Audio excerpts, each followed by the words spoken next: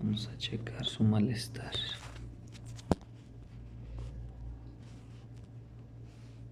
¿Así estoy bien o más para abajo? No, así está bien ahorita. ¡Auch!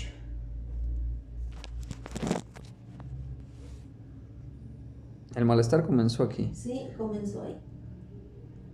¿Duele este? Sí. Este no. No. Este sí. Sí. Este. Casi no. Pero Aquí. Tampoco. Ahí. Ok, este. Sí. Este es el que más duele, ¿verdad? Sí. Es el dedo el que está mal. Sí. Mire. Mire.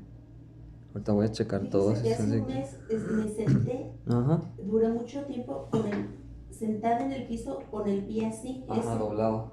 Entonces al siguiente día me empezó un poquito de malestar, pero muy leve. Y yo creo que fue de eso. No sé. Ok. Porque sí fueron varias, como 2 horas. Ajá. Ahorita lo corregimos. Sí, y se subió para arriba el dolor. Para acá, para el tobillo, para el chamorro. No, para... Aquí.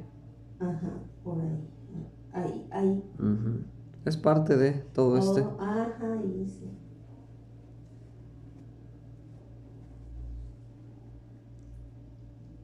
No sé si sería de que lo doblé y se estiró, no sé qué pasa.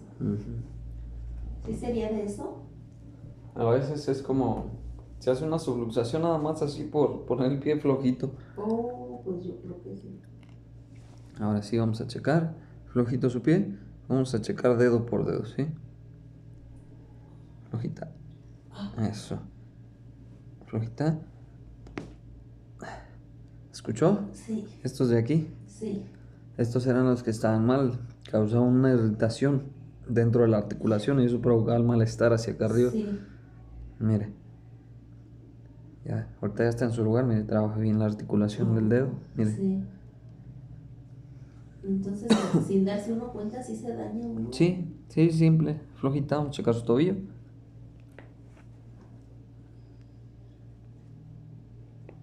Eso.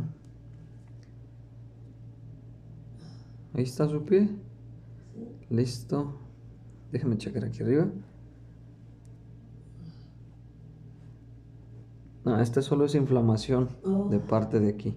Sí. Vamos a bajar la inflamación con la inyección que le puse y las tabletas que le voy a dar. Muy bien. Y con eso es suficiente. Sí. Su Voltaren se lo puede seguir poniendo. Sí.